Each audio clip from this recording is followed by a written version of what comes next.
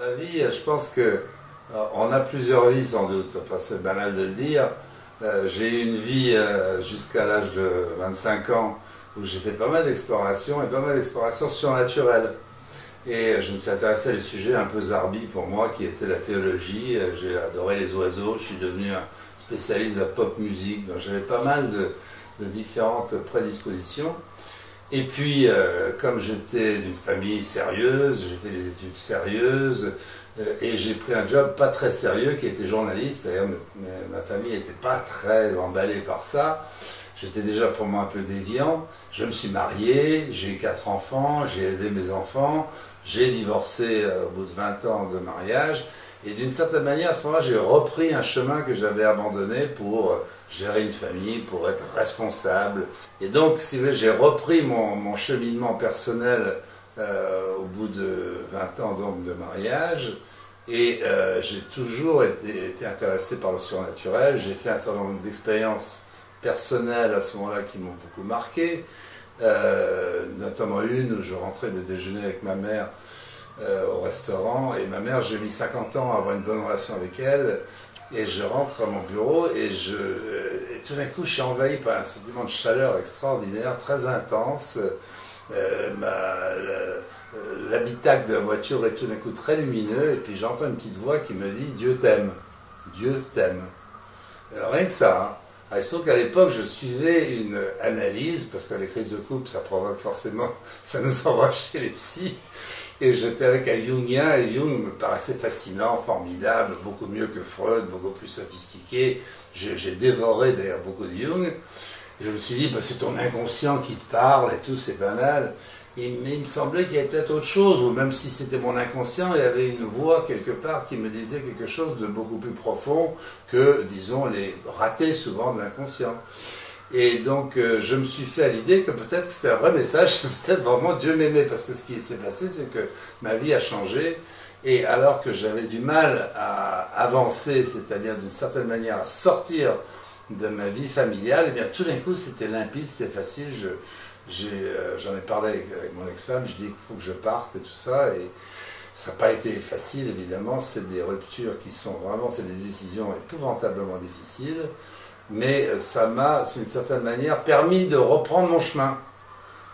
À côté de ça, j'avais fait pas mal d'expériences surnaturelles. J'avais fait tourner des tables. D'ailleurs, mon ex-femme m'a offert une petite table tournante pour Noël cette année pour que je puisse la faire tourner tout seul. Mais bon, je suis un peu au-delà de ça. Mais j'avais eu l'impression de communiquer avec des esprits. J'avais fait pas mal d'expériences de ce type. J'avais lu quand j'étais enfant tout ce qui a jamais été écrit par les anglo-saxons, parce que j'étais élevé aux États-Unis, sur le paranormal, le surnaturel, les fantômes, les vampires, les ghouls, le golem, enfin tout un tas de trucs que personne n'étudie, mais moi j'adorais ça, et donc j'étais assez compétent, vous voyez ce que je veux dire?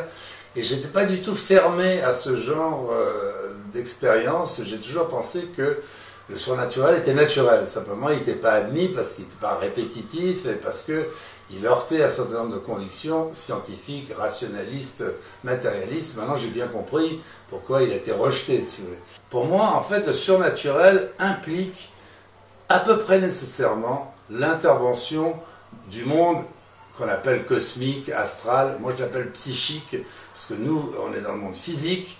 Et je pense que ce monde physique fait partie d'un monde plus vaste, que j'appellerais volontiers le monde psychique, parce que le monde de la psyché, le monde de l'âme, et comme c'est mon sujet, ça me plaît bien.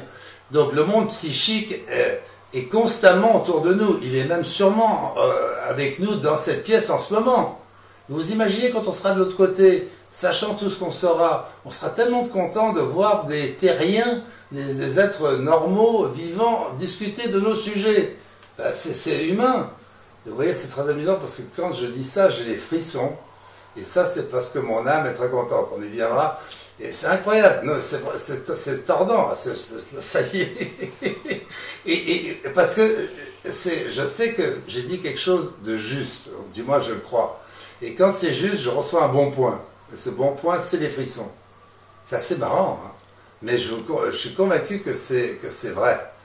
Et donc, ce monde psychique, il est constamment autour de nous. Les gens qui disparaissent restent auprès de leurs enfants. Bien entendu, ils sont attachés, ils suivent tout ce qu'on fait. Mes parents savent tout ce que je fais. Et bien entendu, c'est ça qui est merveilleux. C'est pas un peu inquiétant quand même, enfin c'est pas un peu flippant de se dire oula, j'ai mes parents, ma mère qui me regarde. Je vais vous dire, c'est une très bonne question. Et la réponse c'est, et j'y ai pensé moi aussi, tout ce que je fais, même si je fais des trucs qui sont un peu douteux, etc. Oui, mais ça c'est pas grave du tout, parce qu'on n'est pas jugé. C'est une des grandes leçons de mes explorations, c'est qu'il n'y a pas de jugement. Il n'y a pas de jugement premier quand on passe de l'autre côté, il n'y a pas de jugement dernier, ça c'est vraiment totalement fumeux. Mais c'est fait pour faire tenir droit les gens en disant fais gaffe, tu seras peut-être pas retenu le jour du jugement dernier. Mais on est tous retenus si on le veut bien. Et quand j'ai écrit le livre, je me dis mais je vais passer pour un fou. Et puis il y a quelqu'un qui m'a dit non, on va savoir que tu es fou. Je trouvais que c'était très rassurant en fait. Et je me posais la question, mais comment est-ce que des gens que je connais, mes amis, des gens qui m'ont connu comme journaliste économique, j'en ai un avec qui je déjeune la semaine prochaine, avec qui j'ai travaillé pendant 20 ans, il est tout excité par mon sujet. Ça, c'est ma grande étonnement, c'est qu'il y a des gens excités. Il y a des gens qui s'en foutent, il y a des gens qui disent que je suis complètement dérangé, ça c'est évident, et c'est logique, et c'est naturel. Mais ce qui est formidable, c'est que je m'en fous complètement. C'est ça qui m'a totalement scotché, c'est d'avoir écrit ce que j'ai écrit. On me racontera ce qu'on voudra, je me mets la main dans le hachoir que je suis sur le bon chemin. Je ne dis pas que j'ai tout compris, sûrement pas, mais au moins je suis dans ma vérité. Et quand on est centré sur dans soi-même, on a un côté un peu indestructible d'ailleurs. Ça fait 20 ans que j'ai dans la tête, hein, je sais pas d'où c'est venu, il faut que tu écrives un livre important. Alors j'ai écrit plein de livres sur le fric et tout ça, mais j'ai jamais considéré ça comme important.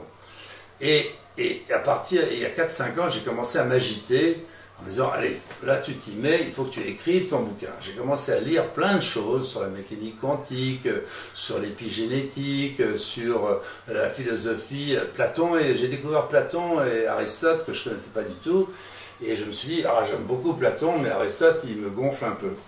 Bref, pour faire simple. Mais je ne savais pas sur quoi je voulais écrire, mais j'ai pris des notes, j'ai des cahiers entiers de notes, j'ai pris des phrases clés d'Einstein, tout le monde le cite évidemment, mais aussi de Maxwell ou de Henri Poincaré ou d'un tas de gens intéressants. Et puis, mais je ne savais toujours pas sur quoi je voulais écrire. Et j'ai fait une expérience tout à fait extraordinaire, grâce à une amie, de channeling, si vous voulez, où vous avez quelqu'un qui va jouer le rôle de canal entre le monde physique, moi, et le monde psychique. Et cette femme qui fait ça de manière très décontractée, s'installe toujours assise en tailleur contre le mur, prend des grandes respirations holotropiques, comme on dit, elle fait une invocation en disant donnez-moi la faculté de transmettre des paroles divines, et puis tout d'un coup, puis elle respire, elle fait des notes de musique, très aiguës, très graves, et à mon avis c'est typiquement, c'est par là que vous attirez le monde, disons, psychique. Pourquoi? Parce que c'est une question de vibration. On m'a toujours dit ça, je ne voulais pas y croire. Les amis disaient, mais tout est une question de vibration. Je dis, vous me gonflez avec vos vibrations. En fait, je suis sûr que c'est vrai maintenant. Et en fait, parce que leur niveau de vibration est beaucoup plus élevé que le nôtre, il faut trouver un ajustement. Et un bon canal, un bon channel ou un bon médium arrive à monter son niveau vibratoire, puis eux, ils descendent de l'autre. On finit par s'ajuster à peu près. Et là, tout d'un coup, j'ai une voix qui s'exprime, c'est plus du tout la voix normale de cette personne, et on m'accueille, bonjour, comment allez-vous? Et on commence à me parler de mes vies antérieures. Bon, je passe là-dessus parce que ça n'a pas nécessairement un intérêt considérable, mais surtout, on me dit, mais votre projet de livre est passionnant. Je dis, attendez, mais où? Alors là, on vous dit, c'est le canal, le channel qui vous sort les trucs de la tête, si vous voulez, qui est allé... Moi, j'y crois pas une seconde parce que je connais très bien aujourd'hui cette personne. Elle est débranchée pendant toute la session et en fait, elle ne sait pas du tout ce qui s'est passé et elle n'est pas du tout compétente sur des sujets avec lesquels je me suis entretenu. Eh bien, je suis confronté à un groupe d'esprits ou d'âmes, c'est pas tout à fait la même chose, mais peu importe, qui manifestement savent tout ce qui se passe aujourd'hui dans le monde, qui connaissent tous mes enfants, qui connaissent tout de moi, et qui me disent « Oui, votre projet de bouquin est très intéressant, et notamment l'opposition que vous voulez faire entre Platon et Aristote. » Alors là, ça m'a coupé la chic. On me dit « Notamment. » Je dis « Oui, mais oui, vous pourriez même faire un chapitre entier qui serait une fausse conversation entre les deux, où ils échangeraient. » Et moi, j'étais à un stade où j'aurais jamais pu écrire ça. Je ne l'ai d'ailleurs pas écrit, mais c'était une suggestion. Et puis, je les voyais une fois par an. Et chaque fois, alors, qu'est-ce que vous attendez pour écrire votre livre? Je dis, vous savez, je ne suis pas vraiment un auteur. Mais si, vous êtes un auteur, etc. Des encouragements. J'ai senti une bienveillance. Et c'est ça, le monde psychique est un monde de bienveillance. C'est un monde d'amour. Même si il n'y a pas besoin de chercher plus loin. Et c'est merveilleux de penser qu'on vient de ce monde. Imaginez, hein, c'est quand même pas mal. Bref, donc il me raconte plein de choses. J'allais voir tous les ans. Et je ne savais toujours pas sur quoi j'allais écrire. Et en fait, il y a un endroit que j'adore, qui est mythique pour moi, qui est un endroit en Arizona qui s'appelle Sedona, qui est un endroit d'une beauté absolument extraordinaire. Eh bien, j'ai loué une maison là-bas, et tout d'un coup, ça s'est imposé, je vais écrire sur l'âme. Et eux, ils m'ont jamais... Ce qui est bien, c'est que, si vous voulez, j'ai toujours discuté avec eux, mais ils m'ont jamais dit, mais vous devriez écrire sur l'âme. Et à la limite, ils ont 100 fois raison. Parce que c'est à nous de trouver notre destin. Mais ce qui est plus que vraisemblable, c'est que la science va découvrir qu'il y a de l'esprit dans la matière. C'est que toute matière a un contenu spirituel. Et qu'il y a manifestement, d'après certains écrits que je lis, notamment des écrits de gens qui sont de l'autre côté. Alors on peut discuter, mais moi quand je trouve que c'est de bonne qualité, ça mérite tout de même d'être regardé. Eh bien, il y a très vraisemblablement une composante spirituelle dans tout ce qui est matériel. Simplement, elle est invisible aujourd'hui à l'œil nu. Alors, vous avez des gens qui mesurent l'aura, mais c'est encore des techniques, à mon avis, extrêmement frustes, c'est pas du tout sophistiqué. Et on sait aussi, on devine qu'il y a une énergie vitale qui est partout, et qui s'appelle le prana chez les Indiens, qui s'appelle le ki ou le chi chez les Chinois. Eh bien, il appartient sans doute à la science occidentale de démontrer l'existence du prana. Des gens comme Henri Bergson, philosophe, ils croyaient fondamentalement à l'énergie vitale. Mais nous, on n'y croit pas parce qu'on ne la trouve pas.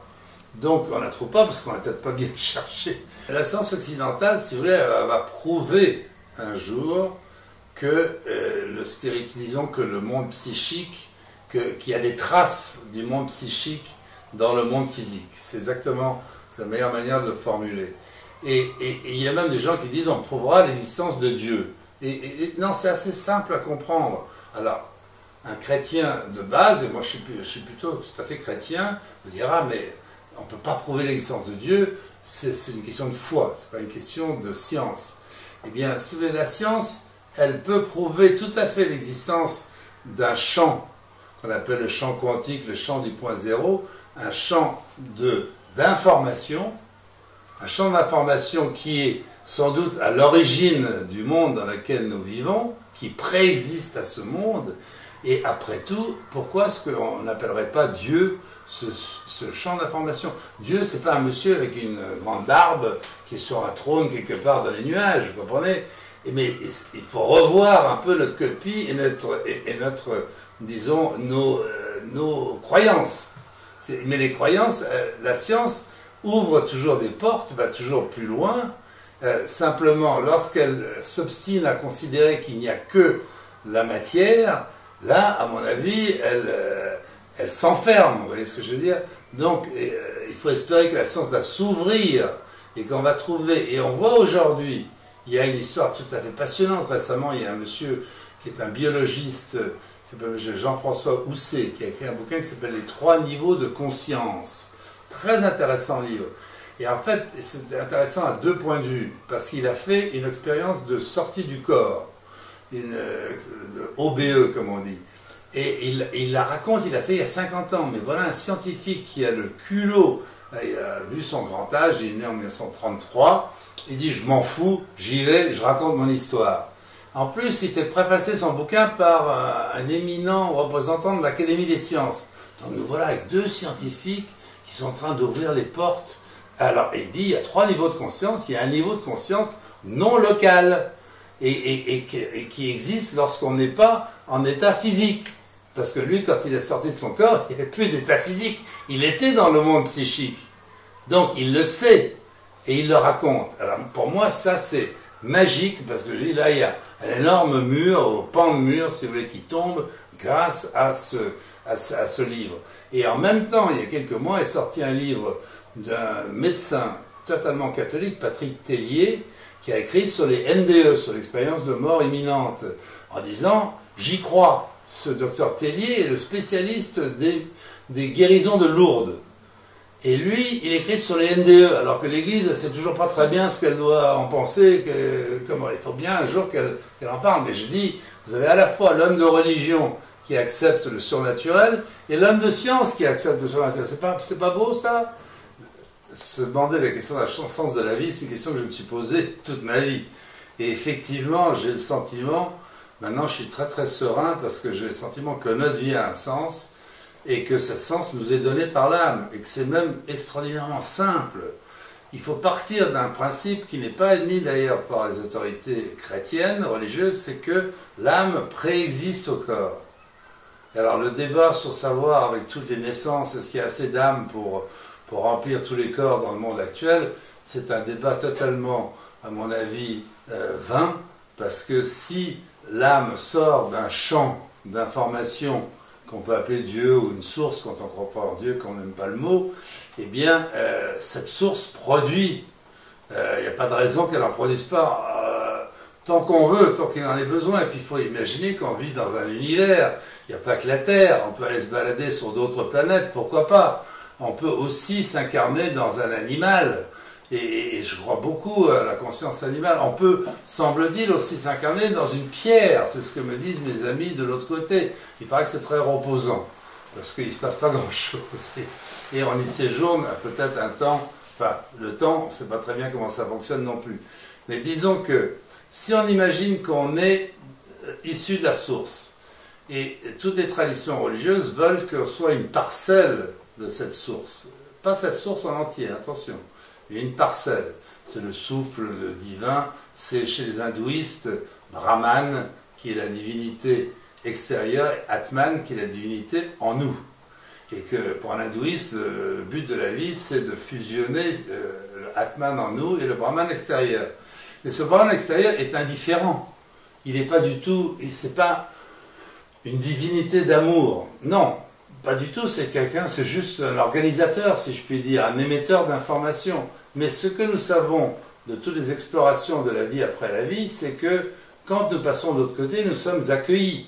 On est accueillis par des parents, on est accueillis par des êtres de lumière, par des anges, etc. Et tous les récits qui sont rapportés, sauf quelques-uns, sont des récits de bienveillance, d'amour. Donc nous venons d'un monde d'amour. Si on vient d'un monde d'amour, si notre âme vient d'un monde d'amour, c'est qu'elle est là pour porter un message d'amour, sous des formes diverses. Ça peut être la générosité, ça peut être la tolérance, ça peut être l'amour inconditionnel. Moi, j'ai découvert que mes enfants, le seul moyen de les aimer, c'est de les aimer inconditionnellement. Alors, les femmes ont une avance sur moi. En général, les mères savent ça, mais moi, en tant que père, j'aimais mes enfants parce qu'ils faisaient des bonnes études, ou qu'ils avaient une petite amie qui était mignonne, ou je sais pas quoi. Vous voyez, je les aimais conditionnellement. Donc, moi, je sais que ça fait partie de mon sens de ma vie, de cette vie actuelle, c'est je découvre l'amour inconditionnel. Donc, ça donne complètement du sens. C'est-à-dire que si on est une parcelle d'amour qui vient apporter de l'amour, eh bien, c'est tout bête. Et ce qui est merveilleux, c'est qu'il y a plein de gens qui réalisent le projet de leur âme à leur insu. Et ce sont souvent des gens très simples, des gens qui ont des vies ordinaire, réglée, mais maman, elle fait la tambouille pour la famille, elle est toujours là pour accueillir, ou papa, il va couper du bois, ou il va... Dans toutes les traditions de société, il y a eu des quantités de gens qui ont réalisé leur projet sur Terre. Et donc pour moi, le sens, il est là. Il est, quel est le projet de mon âme? Et en fait, quand on s'incarne, et je pense qu'on peut s'incarner plusieurs fois, parce que jamais tout à fait fini d'apprendre. Il y a probablement 3 raisons pour lesquelles on s'incarne. On s'incarne pour découvrir, parce qu'une âme neuve, il faut bien qu'elle découvre le monde physique. Elle va être vachement paumée. Vous savez, Stanislas Grof, le grand psychiatre américain, vous dit la sortie, il a écrit tout un livre sur le passage du bébé et la sortie du ventre de la mère et arriver dans le monde physique.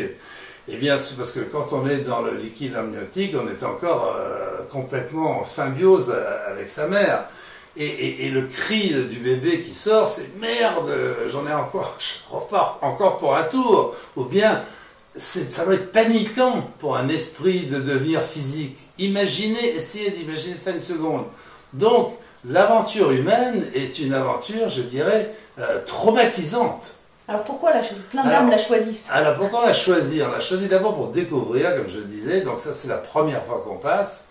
Ensuite on la découvre pour approfondir, parce que quand on repart de l'autre côté à notre mort physique, on nous passe notre vie en revue. Et là on se dit, mais merde, j'ai raté pas mal de coches, là j'aurais pu faire ça mieux, etc. Et on peut avoir très envie de revenir, on peut aussi avoir envie de rester. Je crois que c'est pas la réincarnation n'est pas obligatoire comme dans les traditions hindouistes. Parce que les hindouistes, ils pensent qu'on fait toujours la même chose, on tourne en rond. Donc, tant qu'on tourne en rond, on revient. Et il y a un moment donné, comme une balle lancée, hop, on part. Et bien ça, on rejoint le moksha pour les hindouistes, le nirvana pour les bouddhistes, et là, on ne revient plus. Mais nous, on n'a pas du tout cette vision-là dans le monde occidental. On a une vision d'avancer. Justement, c'est le sens de la vie. Donc, on est là pour découvrir, on est là pour apprendre, pour approfondir, si je puis dire. Et puis on est là aussi souvent pour réparer. Et ça, c'est peut-être le plus difficile. Si vous, dans une vie, vous avez été un assassin, eh bien, si ça se trouve, vous allez peut-être revenir dans une nouvelle vie en étant victime d'un accident, peut-être même d'un meurtre. Vous allez expérimenter l'état de victime pour compenser, pour réparer, si je puis dire, votre comportement dans la vie précédente. Qu'est-ce que vous pensez de cette époque? Est-ce qu'elle s'y prête? Est-ce qu'elle a besoin de ça? Est-ce qu'il faut y aller, quoi? Est-ce qu'il faut avoir le courage maintenant d'y aller? Je pense qu'on vit une époque absolument charnière. Alors souvent on se dit, attention, c'est ce que tu es en train de projeter tes fantasmes, etc. Mais je pense qu'il y a énormément de choses qui nous apprennent à quel point cette époque est fondamentale. Je dirais que ça a commencé au début du XXe siècle lorsque M. Einstein a fait péter toutes les théories fondamentales de la physique avec sa relativité.